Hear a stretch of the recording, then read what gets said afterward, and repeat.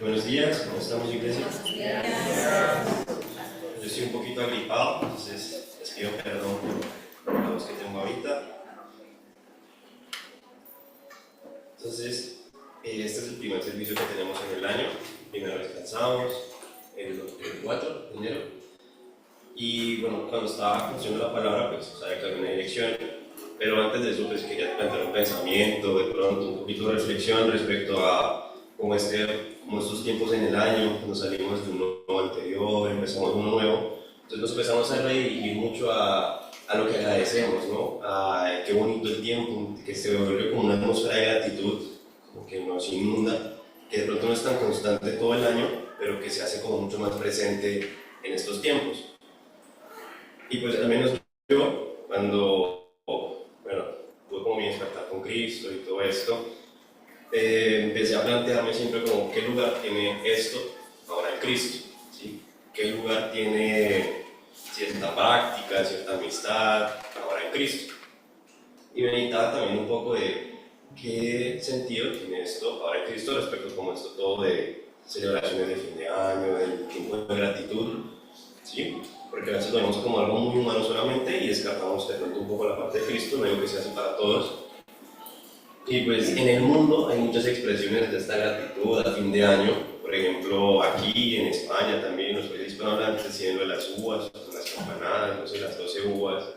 En Rusia, por ejemplo, se escribe con los deseos en un papelito, se queman y luego se toma un champán con esas cenizas, con esos deseos. En Japón, por ejemplo, las personas antes de que acabe el año desalojan todo, limpian todo, para que cuando empiece el año lo empiecen todo limpio. Sí, entonces hay muchas expresiones que muchas veces son simplemente tradiciones o cultura que no tienen nada de raro, nada de malo, que se dan en estos tiempos. Sí, muchas veces también puede que consciente o inconscientemente a estas épocas de final de año pareciera que es como una gratitud enorme que sentimos para que nos alcance hasta el fin del año y al final del año se resetea, ¿no? Y bueno, que es fin de año, otra vez descanso y buscamos diciembre, ¿sí? Y respecto a eso, yo venía reflexionando respecto a un versículo, el Salmo 7:17, y después con Samu, que dice: daré gracias al Señor porque Él es justo, cantaré alabanzas al nombre del Señor Altísimo. Entonces, si nos enfocáramos solo en la parte de cómo David da gracias a Dios o cómo él expresa su gratitud con la vida, con lo que sea, la gratitud de David no se arraiga a cosas temporales, ¿no? Porque diciembre es temporal, se acaba 12 meses y luego estamos buscando el diciembre para agradecer. La gratitud de David se está anclada a la justicia del Señor. Y la justicia de Dios, si bien es algo que se expresa, algo que se imparte, no es algo errático, es algo que hace parte de su carácter. Entonces cuando él agradece por algo que es carácter de Dios, algo que no cambia, porque Dios no cambia. Y además de eso, cuando él da gracias por el carácter de Dios es porque él pudo conocer el carácter de Dios. Entonces viene a partir de una intimidad y él ahí, después de tener esa intimidad con Dios, arraigó su gratitud a algo eterno, no algo temporal. ¿Sí? Entonces solo quería sembrar ese pensamiento de que nuestra gratitud siempre esté alineada a las cosas eternas. ¿Sí? Porque dar gracias por la provisión de hoy, mañana puede que no esté. Entonces, que nuestra gratitud siempre esté dirigida a lo eterno. Entonces, agradecemos ahora. Padre, gracias por este nuevo tiempo que nos das, de poder unirnos en familia, de unirnos como tu cuerpo, Padre. Entendemos, Padre, y vivimos con misericordia, papá. Damos gracias, Padre, por las personas que están aquí, las que están llegando, las que no pudieron llegar y las que están conectadas también, papá. Damos gracias porque todas ellas son expresiones de tu cuerpo, a donde sea que vayan. Padre, inúndanos de tu amor, que nuestros oídos estén destapados hoy, Padre, y que podamos entender que esto no es una simple palabra, una simple reflexión, sino que estamos viendo más de ti y queremos ver más de ti en cada momento. Ayúdanos a hacer esto, Señor. Amén. El tema de hoy lo titulé "Del amor fluye la gracia", ¿vale? Y antes de empezar a explicar por qué ese título y no otro, quisiera que leyéramos dos versículos juntos y luego ya empezamos a hablar de por qué del amor fluye la gracia o por qué este nombre. primer versículo está en Efesios 6:24. Este es el último versículo del libro de Efesios. Hace unas semanas con un amigo que me decía, pues en un grupo que nos hacemos devocionales, a la semana, desde siempre me toca el capítulo de despedida de los libros. Entonces, el medio capítulo es diciendo, salúdame a... Ahí podemos insertar nombre que no tengo ni idea qué dice. ¿Sí, no? Salúdame a Onésimo, salúdame a un poco de nombres extraños. Yo le decía que ahí valora uno en eso, hay que entender por qué se le da gracias a esa persona o así. Entonces, en este versículo último, cuando Pablo está despidiéndose de la iglesia de Éfeso, dice, la gracia sea con todos los que aman a nuestro Señor Jesucristo con amor inalterable. ¿Vale? Ese es el versículo de despedida de la iglesia de Éfeso. Y téngalo allí mientras leemos el otro versículo, que es 1 Corintios 15:10. ¿Sí? Ese sí no es de despedida de nada, pero que Pablo está expresando a la iglesia de Corintios lo siguiente: pero por la gracia de Dios soy lo que soy, y su gracia no ha sido en vano para conmigo. Antes he trabajado más que todos ellos, pero no yo, sino la gracia de Dios conmigo. En este versículo, si usted se da cuenta, ya lo hemos meditado en lo que hemos pasado o antepasado, sobre todo estamos en la segunda parte, de que no yo, sino la gracia de Dios conmigo. Pero quisiera que nos enfocáramos sobre todo en la parte que dice, pero por la gracia de Dios soy lo que soy. Y también teniendo en cuenta en el versículo pasado que hablaba de que la gracia sea con todos los que aman a nuestro Señor.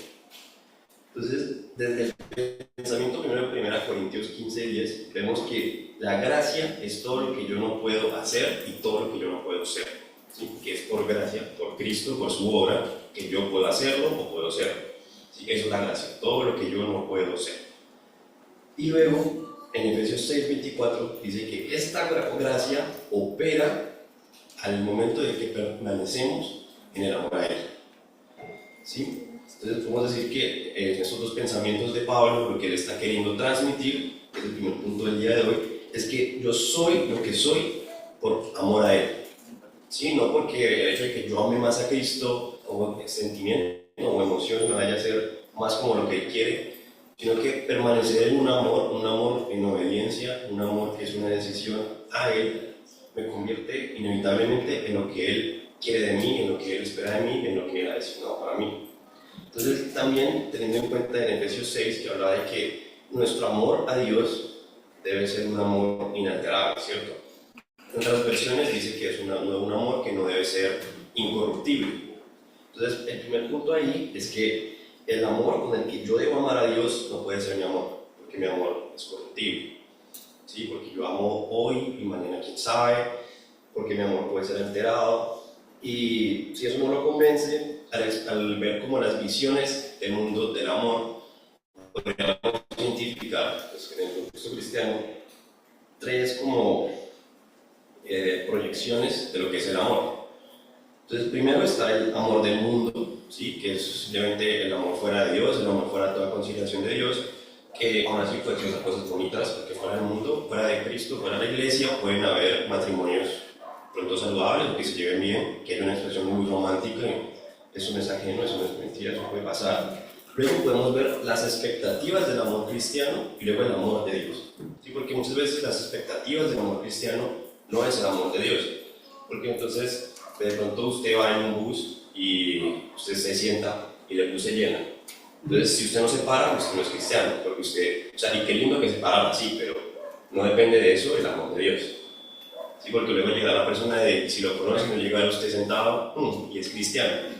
Sí, o sea, y en parte, pues sí, no me cuesta nada pararme, pero el amor de Dios no se refleja en eso, el amor de Dios es más que eso, porque luego decimos Dios es amor, pero lo estamos como ignorando que, digamos, decimos en el Antiguo Testamento era un Dios distinto, porque habían guerras, había muerte, pasaban cosas con las familias, con las personas y los personajes de la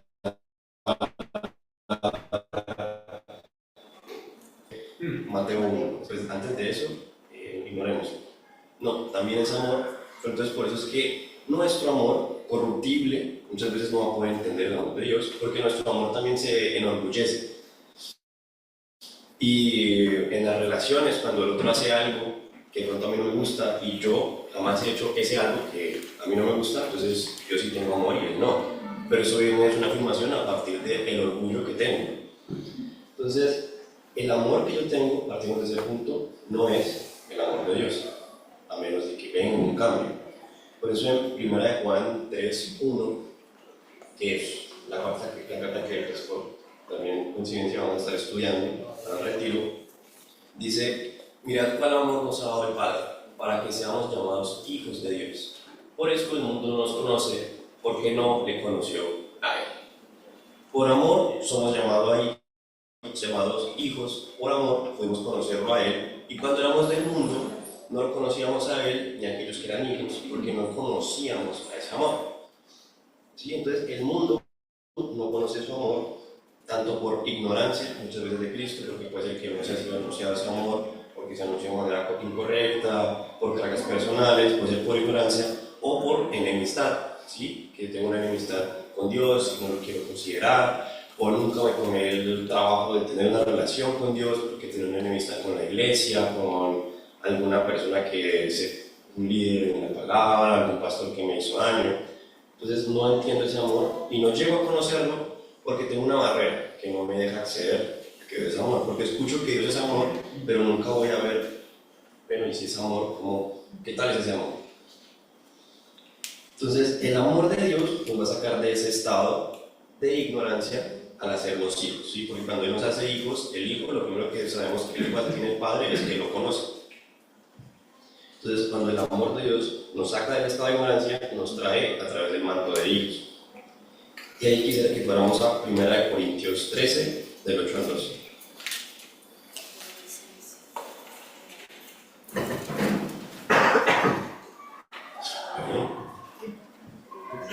Bueno, 1 Corintios 13 es como el capítulo del amor, ¿sí? Yo creo que si sacamos una estadística, yo creo que en los votos matrimoniales de parejas cristianas, el 90% usa 1 Corintios 13. Entonces, bueno, dice: el amor nunca deja de ser, pero las profecías se acabarán, y cesarán las lenguas, y la ciencia acabará. Porque en parte conocemos, y en parte profetizamos. Mas cuando venga lo perfecto, entonces lo que es en parte se acabará. Cuando yo era niño, hablaba como niño, pensaba como niño, juzgaba como niño, mas cuando ya fui hombre, dejé lo que era de niño. Ahora vemos por espejo, oscuramente, mas entonces veremos cara a cara. Ahora conozco en parte, pero entonces conoceré como fui conocido. Yo creo que la parte más popular de este capítulo es cuando empieza a hablar de que el amor es sufrido, el amor todo lo soporta, y de pronto leemos a la mitad y no leemos esta parte. Y es un poco extraño, o bueno, yo pienso un poco extraño, de que en un capítulo en medio que habla mucho del amor, de repente empieza a hablar del conocimiento, de lo que sabemos y no sabemos, de que es imperfecto. ¿Sí? Y es porque en medio de este pasaje sobre el amor, empiezan a hablar de cómo conocemos, porque el amor está ligado al conocimiento, y no conocimiento como inteligencia, sino como el yo conocer algo, ¿sí? Yo conocer a una persona, le puedo expresar amor. Al yo conocer a Dios, puedo entender por qué expresión de amor, ¿sí? Entonces lo primero que vemos de este amor es que hay un amor que espera ser conocido, ¿sí? Que muchas veces puede que nos la otra persona y diga: yo he experimentado este amor de Dios, le intento transmitir algo en la palabra, porque quiero que experimente ese amor de Dios, ¿sí? Porque como con este amor tan grande esta persona no lo entiende, ¿sí? Un amor tan enorme, ¿sí? Entonces el amor y la luz son uno solo, ¿sí? Obviamente porque ambos son una persona, y son una persona, pueden partir de allí, pero empieza a construir todo este pensamiento de que el amor va a partir desde una experimentación, de un conocimiento, de una revelación, ¿sí? Por eso es que cuando era un niño, hablaba como un niño, veía como un niño, porque el niño, aunque es amado, no conoce el amor, ¿sí? Un niño puede estar viviendo una atmósfera de amor, en una atmósfera en que los padres lo aman mucho, pero él no tiene como él. No entiende que eso es eso de amor, eso de no amor, porque es un niño. ¿Sí? Y por eso es que vemos oscuramente, pues cuando sea perfecto, podemos conocer perfectamente.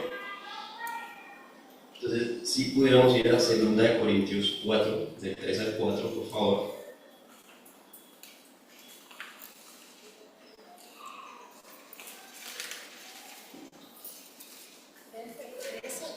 Segunda de Corintios 4, 4.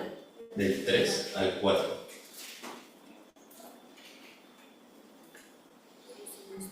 Pero si nuestro evangelio está aún encubierto, entre los que se pierden está encubierto, en los cuales el Dios de este siglo cegó el entendimiento de los incrédulos, para que no les resplandezca la luz del evangelio de la gloria de Cristo, el cual es la imagen de Dios.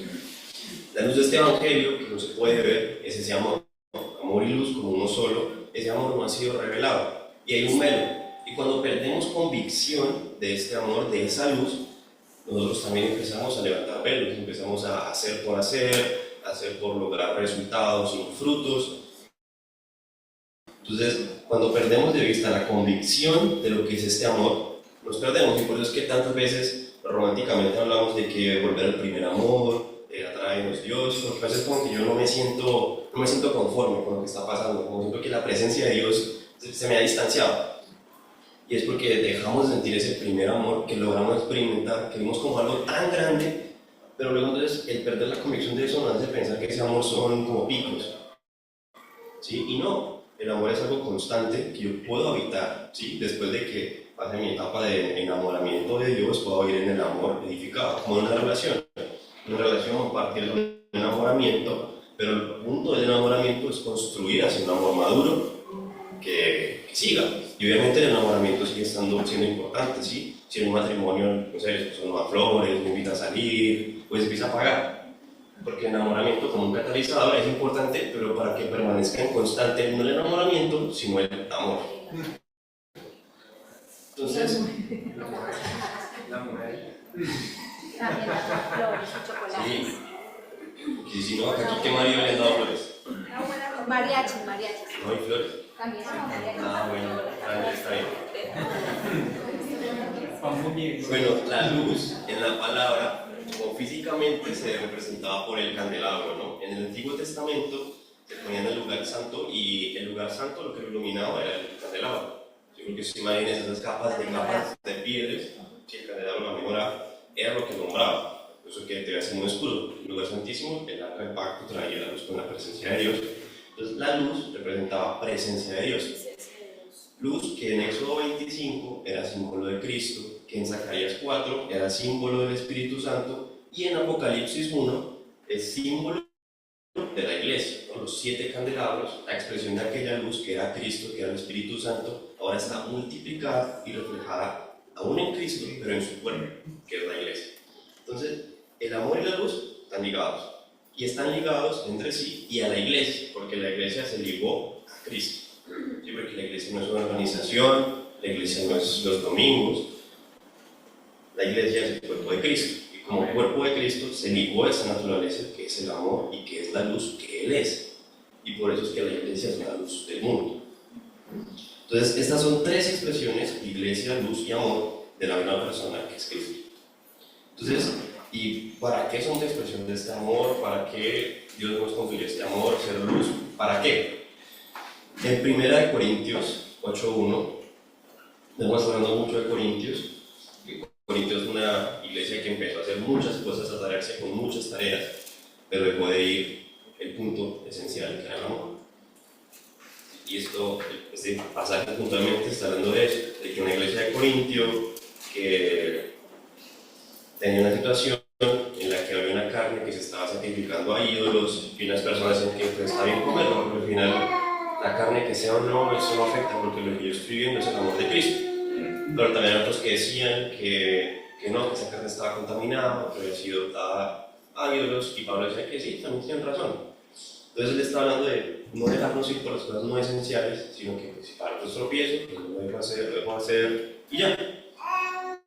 Y aquí hablando de esto dice, en cuanto a lo sacrificado a los ídolos, sabemos que todos tenemos conocimiento de lo de la carne que había sido cocinada para los ídolos, pero el conocimiento envanece, el amor edifica. ¿Sí? Entonces sí, con conocimiento estas personas empiezan a tratar esta situación y va a haber un debate, y pues como vemos hoy, por ejemplo, en la expresión de cuando empezó a haber debates en la iglesia fuera del amor, se crearon como 40.000 denominaciones, denominaciones que se diferencian una de otra por una cosa minúscula, o una cosa que se expresa lo mismo, pero se piensa diferente. porque no se edifica por amor, sino desde el conocimiento. Entonces, pero también el amor edifica, ¿qué edifica? ¿Sí? El amor está edificando algo, y es lo que venimos hablando todos estos días. ¿Y qué está edificando? A la iglesia, precisamente lo que estamos hablando de la iglesia. El amor en este asunto, que era puntual, que era de la carne, iba a edificar a la iglesia, y el conocimiento los iba a envanecer a ellos. Entonces, ¿por qué? Porque Dios no está preocupado por edificar proyectos personales, o edificar relaciones personales, o edificar mis metas, mis sueños, mi carrera profesional. No. ¿Sí? Porque Cristo no murió para que yo sea un abogado, ¿sí? Que sea el mercader. Dios murió para edificar a su iglesia. Cuando Él trajo a los apóstoles, a los 12, Él no quería edificar 12 superestrellas que luego eran su vida por Él en sacrificio, sino que lo que Él estaba haciendo con esos 12 apóstoles era levantar su iglesia, que es toda la meta de Cristo, de levantar a su iglesia. ¿Y qué es lo que envanece? Es mi conocimiento aparente de este amor, ¿sí? Porque al definir algo, yo lo encierro, ¿sí? Si yo digo que el blanco es tal color, así blanco, pues lo que no es blanco ya no entra en esa definición, ¿no? Porque lo cerré. Cuando yo defino ese amor como algo que yo quiero que sea así, el amor de Dios es esto, esto, esto y esto, entonces encerré el amor de Dios. Un amor que hemos dicho es un amor tan grande que me abrazó y que yo no sé cómo expresarlo, precisamente porque no tiene límites, porque Él no tiene límites. Entonces nos frustramos a veces y definimos este amor poniéndole límites. Y en este pasaje de 1 Corintios 8, en el verso 3, estoy mal, o el 2. 8:3. Pero si Qué pena. alguno No, entonces creo que es el 2. Y si alguno imagina que sabe algo, aún no sabe nada, ¿cómo debe saberlo? ¿Sí? Nuestro conocimiento del propósito de Dios, nuestro conocimiento del amor de Dios y aún nuestro conocimiento de Dios es limitado, pero tenemos la confianza, la seguridad y el consuelo de que su amor no tiene límites. ¿Sí? Entonces, mientras yo no entienda muchas cosas a veces de Dios, descanso en que su amor no tiene límites. ¿Sí? Dios no es un Dios de confusión, tenemos que tener siempre paz en situaciones como esas. Cuando haya conflicto en nuestra mente, el consuelo está en que, aunque mi mente tiene límites para tener algo eterno, como decía ahorita 1 Corintios 13, el conocimiento acabará, la ciencia acabará, porque conozco ahora en parte, voy a poder conocer luego perfectamente, pero mientras tanto descanso en que el amor de Dios no tiene límites. Entonces, los límites de mi entendimiento, al limitar el amor de Dios, lo vacío de Él, porque el conocimiento como envanece, la palabra envanecer, vanidad en la Biblia, es el equivalente a vacío.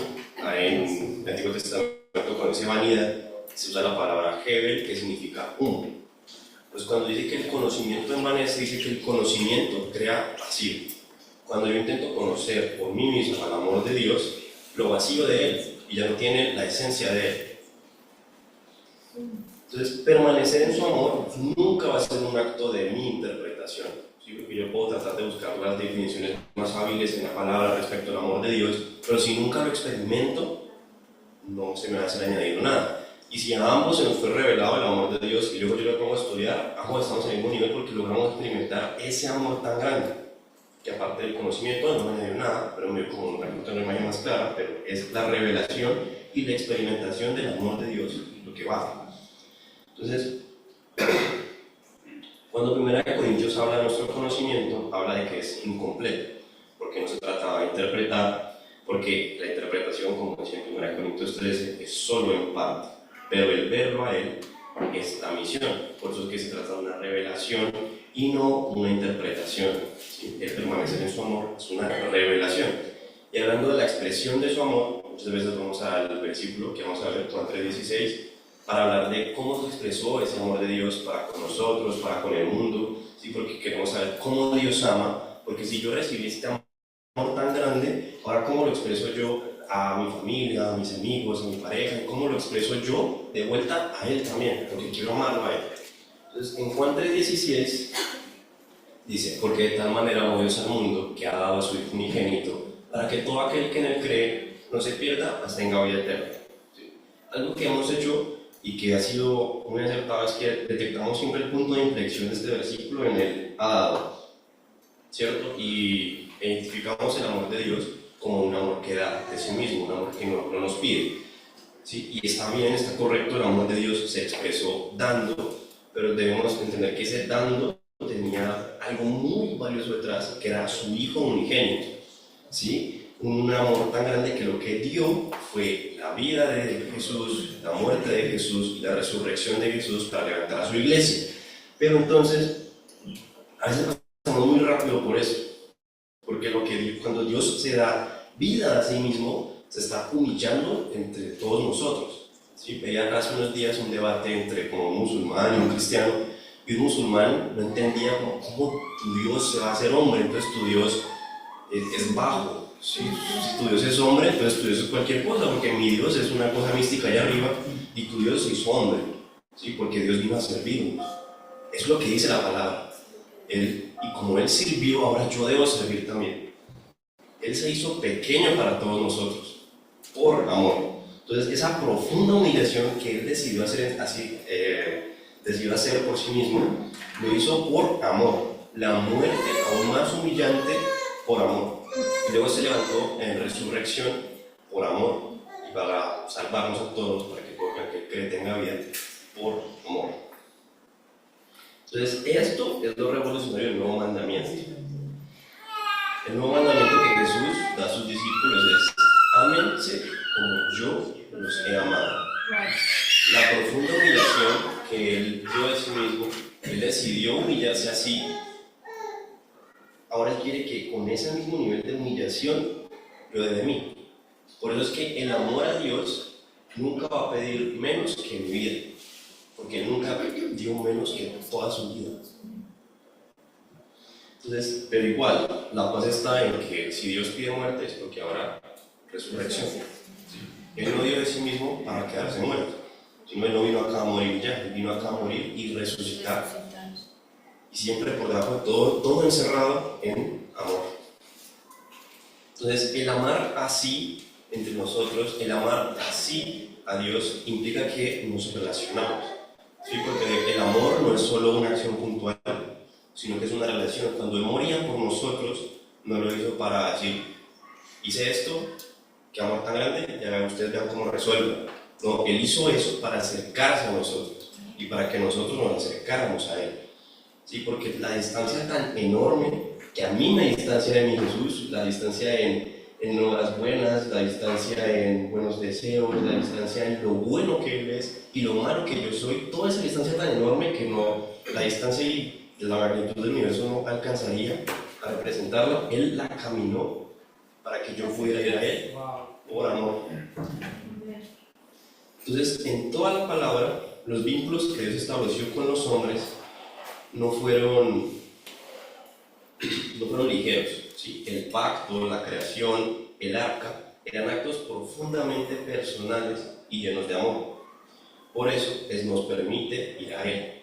Y su palabra también dice en 1 Corintios 8:3, ahorita sí: pero si alguno ama a Dios, es conocido por Él. ¿Sí?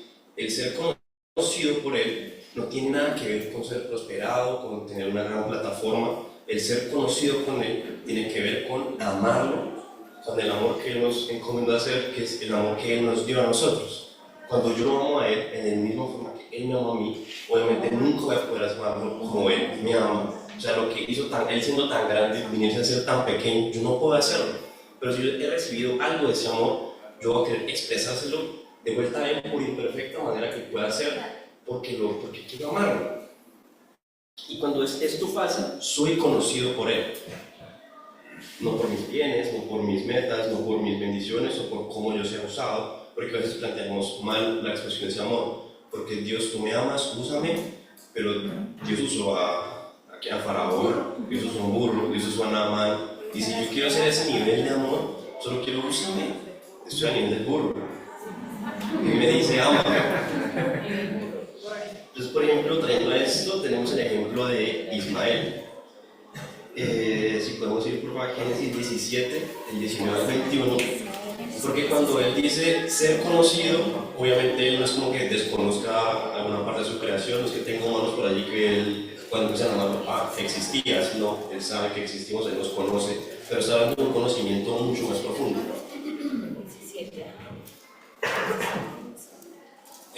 17:19 dice: respondió Dios, ciertamente Sara, tu mujer, te dará a luz un hijo, y llamará su nombre Isaac, y confirmaré mi pacto con él como pacto perpetuo para sus descendientes después de él. Y en cuanto a Ismael, también te he oído. He aquí que le bendeciré y haré fructificar y multiplicar mucho en gran manera. 12 príncipes engendrará y haré de él una gran nación. Mas yo estableceré mi pacto con Isaac, el que Sara te dará luz por este tiempo el año que viene. Y ahora téngalo allí, vamos a Génesis 22:2.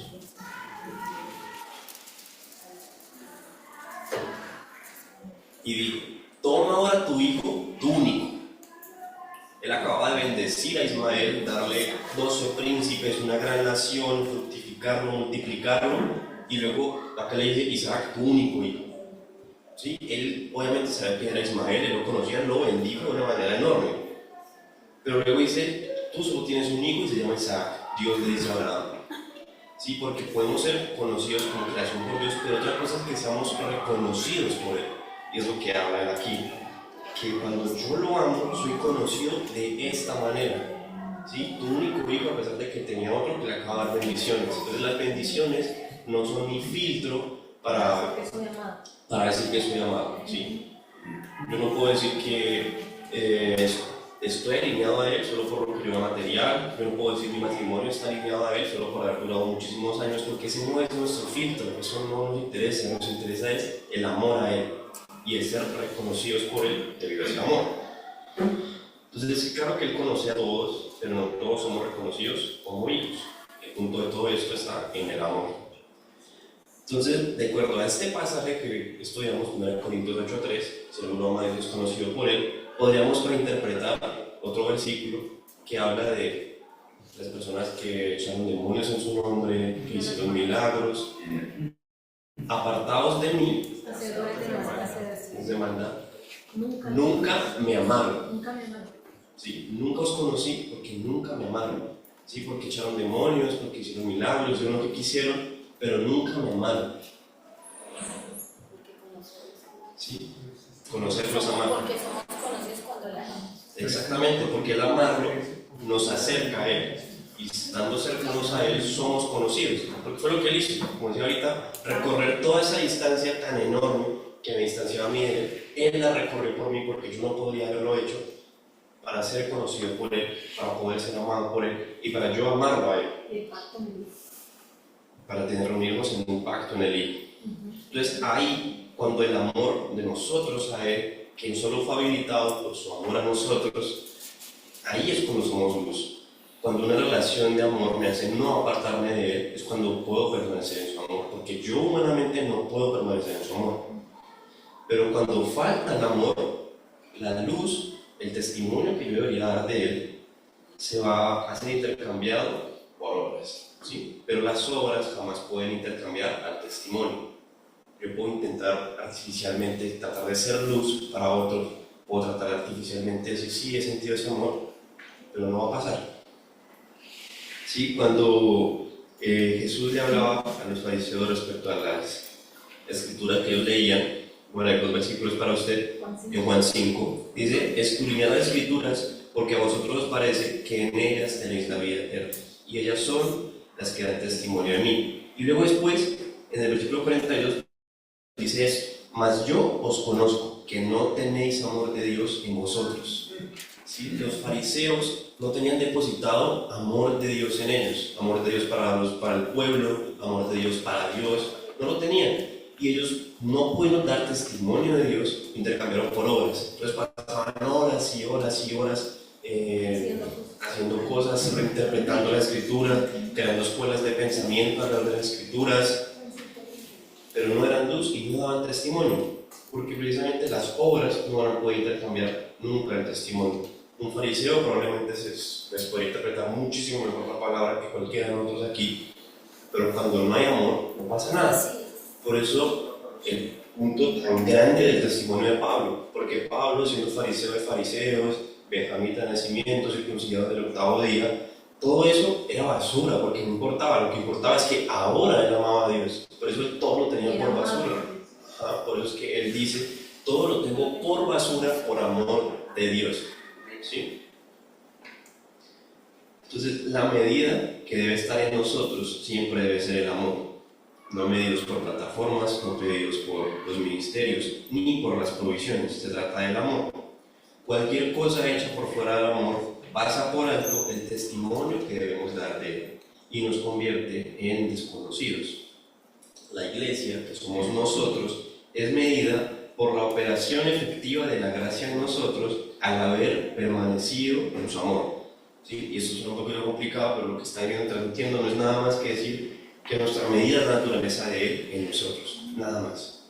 ¿Sí? Porque si nos miremos por provisiones, por lo que logramos, no tiene nada que ver. José, por ejemplo, que había sido bendecido por Dios, cuando él tiene a su hijo Efraín, le pone Efraín significa me prosperaste en la tierra de mi maldición, en mi tierra de mi aflicción. Entonces buscamos provisión a veces, bendición en Dios, pero entendemos que eso no vale nada comparado a estar en Él. ¿Sí? José, quien amaba a Dios, quien seguía los mandamientos, decía, estoy afligido en este lugar, tú me prosperaste en este lugar porque me reconocía que su provisión venía de Él. Pero aún así siento aflicción de estar aquí, porque yo quiero estar en la tierra que debo estar, en Canaán. Entonces no se trata de los lugares que hemos transitado ni de los lugares que vamos a transitar, se trata siempre de volver a ser aquel testimonio que fuimos llamados a ser. Por lo mismo, aún dentro de Canaán, por ejemplo, cuando Abraham estaba buscando pareja a su hijo Isaac, él manda a su siervo diciendo, no quiero que esté con ninguna mujer de acá de Canaán. Sí, porque la tierra prometida aún tiene un valor muy intenso en la palabra.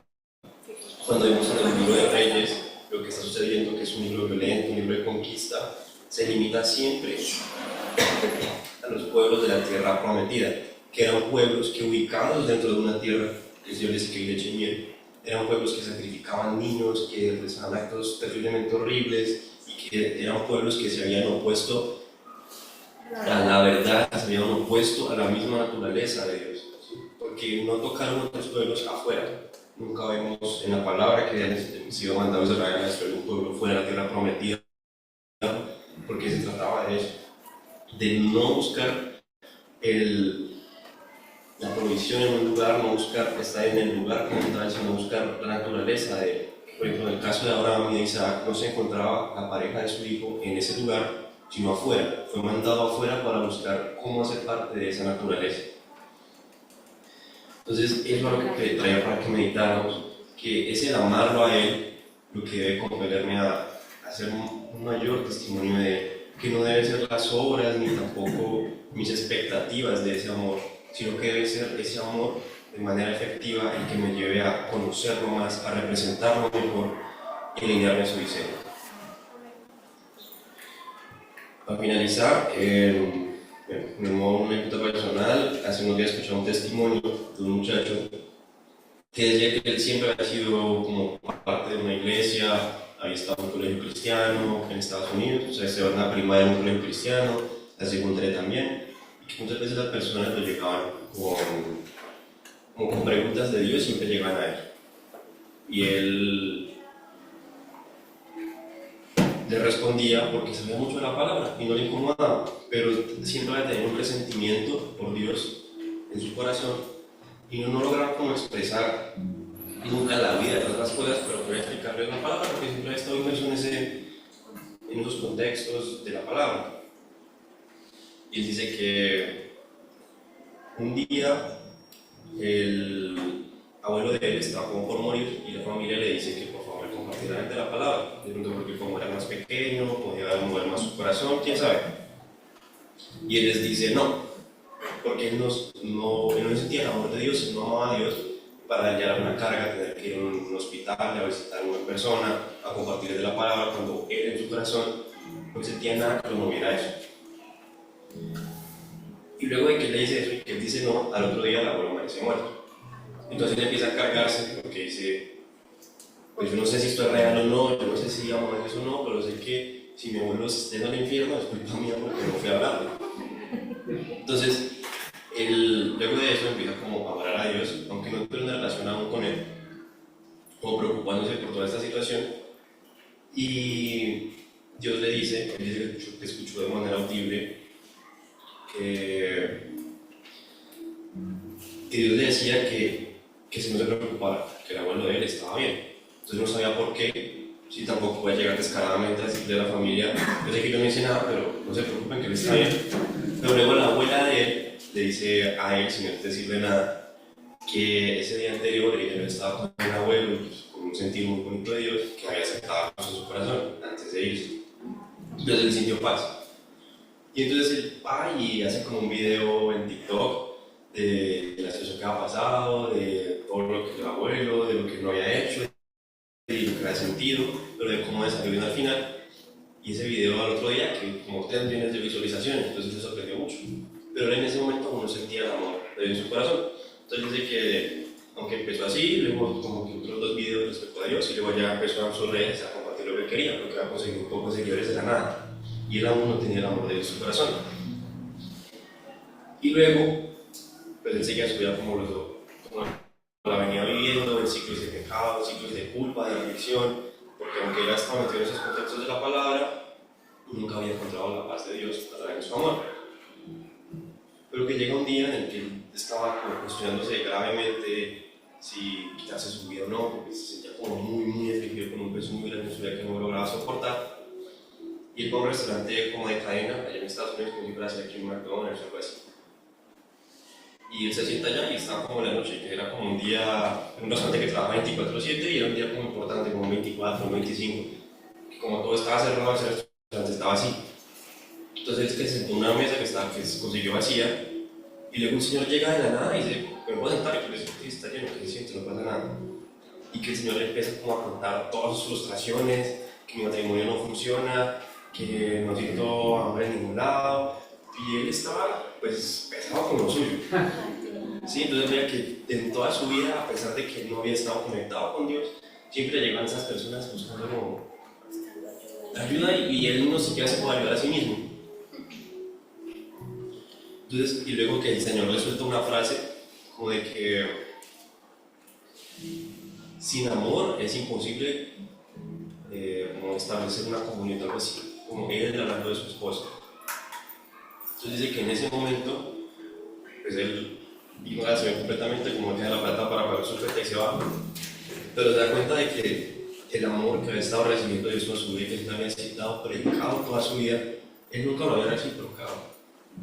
Sí, que había escuchado lo de la relación con Dios, que había escuchado lo de tener amor por Dios, pero que él nunca había tomado la decisión de, bueno, yo no voy a invertir en eso. Sí, y cuando él lo buscó de todo corazón, ahí lo encontró. Y se dio cuenta que estas personas que llegaban a él continuamente era con un propósito. Luego él salió con su propósito y tiene un ministerio muy grande de jóvenes en Estados Unidos. Pero más allá de eso, se trata de eso. De que cuando hacemos las cosas fuera del amor, no vamos a poder establecer la relación que él quiere. Porque si él se acercó, vino aquí y murió por mí, y yo nunca lo amé, el amor de él hacia mí nunca va a hacer nada. Sí, porque vamos a volverlo vocabulario, amor de Dios, amor de Dios, amor de Dios.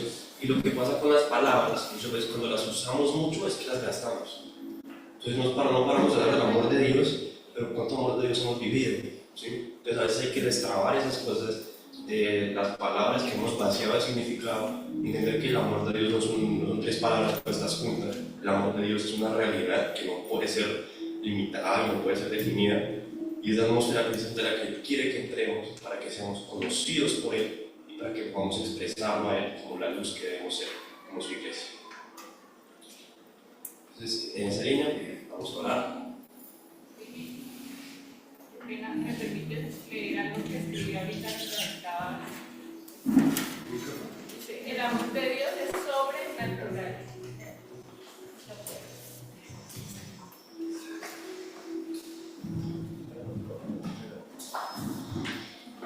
Bueno, mientras estaba escuchando tu enseñanza, escribí algo y puse, el amor de Dios es sobrenatural y el hombre quiere conceptualizar el amor en algo natural. Y el único que pudo hacerlo fue el Padre a través de Cristo.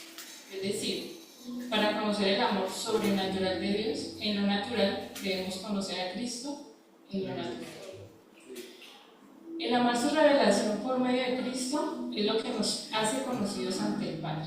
Cristo es entrega, humildad, amor, libertad, conocimiento del verdadero amor del Padre, testimonio de la identidad del Padre, autoridad, gracia, luz, paz, transformación, determinación, impacto. Gracias. Gracias, Villacre. Es muy importante lo que dices, porque también no había expresado completamente de que, por más de que uno trate de conocer lo natural, como tú explicas, eso sí va a ser expresado en el momento de mi conocimiento, de conocerlo a él, no conocimiento como inteligente, sino como conocerlo a él, se expresa en lo natural. Sí, porque mis decisiones naturales colaboran con lo eterno. Sí, cuando Dios le pide que deje su parentela, Él no le dice como deja el pecado, deja hacer esto, esas cosas como para que puedas vivir conmigo. Él dice algo natural, deja tu parentela y ve a tal lugar.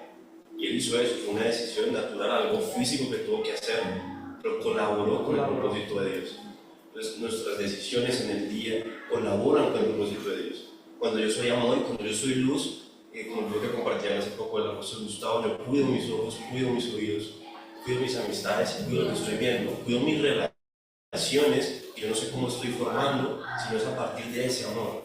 ¿Sí? Yo cuido a la otra persona, yo cuido a mi mamá porque la amo, yo cuido si hay alguien que me gusta, yo la cuido porque quiero precisamente que sea el diseño de Dios el que esté construyendo eso, no yo y no mi capacidad romántica para hacer nada, es el propósito de lo que yo estoy viendo. ¿Sí? Porque cuando yo vacío las cosas, como vemos ahora con nuestra vanidad, vacía las cosas, lo que está haciendo es vaciarlas no solo de presencia de Dios, sino que está vaciándolas de propósito.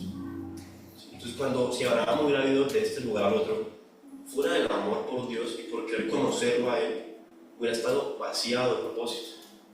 Entonces, precisamente es llenar todo lo de propósito y que siempre hagamos propósito, porque su propósito es el lugar más seguro en el que podemos estar.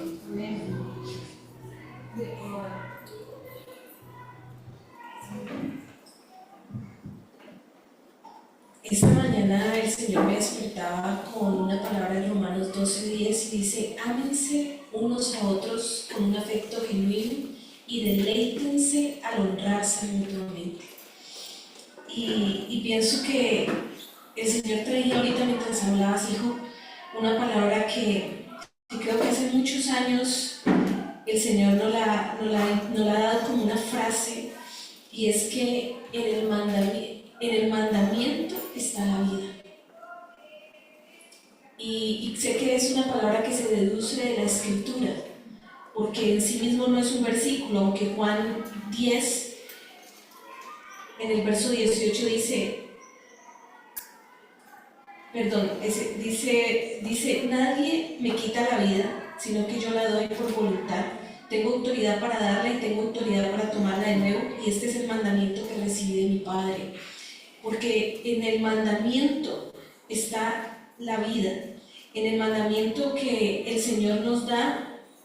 Y sé que por aquí hay algo para todos nosotros esta mañana, porque también Juan 12:50 dice: y sé que en su mandamiento está la vida eterna. El mandamiento es la expresión del amor de Dios. Y quiero de pronto tomar algo que decías ahorita, y es el riesgo de definir algo y creer en nuestra ignorancia que ya lo sabemos completamente. Si hoy decimos yo sé que es el amor, estoy cometiendo uno de los errores más grandes, y es no hacerme enseñable delante de Dios. Porque cuando yo ignoro que no sé bien, entonces en ese momento hay un velo en mi vida. La ignorancia más fuerte es ignorar que no sé bien. Y qué bueno que hoy nos llamemos todos a la ignorancia. No sé amar como tu mamá, no sé cómo expresar el amor, porque miren lo que dice Juan 15:7: si permanecen en mí y mis palabras permanecen en ustedes, pidan lo que quieran y les será hecho.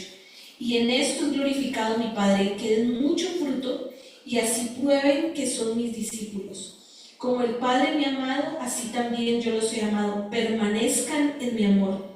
Y el verso 10 es clave, porque dice: si guardan mis mandamientos, permanecerán en mi amor, así como yo he guardado los mandamientos de mi Padre y permanezco en su amor. Por eso les leía esos versos de Juan, donde podemos rescatar esto, que la vida de Dios está en el mandamiento, y el mandamiento es el amor de Dios expresado para guardarnos. Qué bonito que esta mañana, como familia, podamos llamarnos a ser esos que quieren aprender, que hemos reconocido, Señor, ignoramos completamente o ignoramos parcialmente o tenemos un conocimiento sesgado de lo que es tu amor para nosotros. Pero quiero conocerlo, por eso quiero aprender a guardar tus palabras y creo que como una palabra directiva para esta casa, y quisiera que esta mañana, si vienes con tu esposo o con tus hijos, puedan recibir esta palabra que dice: ámense unos a otros con un afecto genuino y deleítense al honrarse mutuamente, porque sé que fue una palabra con la que el Señor me llamó esta mañana a orar por la casa.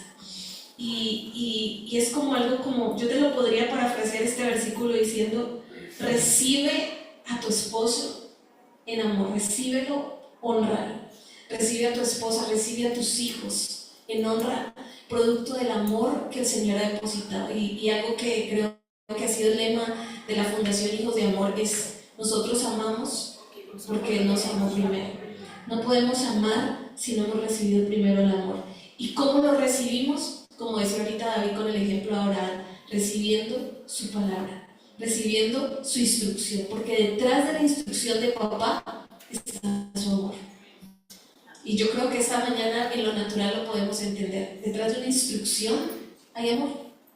La instrucción viene para que podamos ir caminando, y como decía mi hijo ahora, David, cuando nosotros no entendemos el camino porque estamos niños de que ese papá y esa mamá me están rodeando de amor, todavía no lo entiendo como un concepto, ni siquiera entiendo que existe, pero un día voy a ser consciente. Esa instrucción y esa forma de mi mamá cuidarme, de mi papá cuidarme, era la forma de Dios irme enseñando a amar.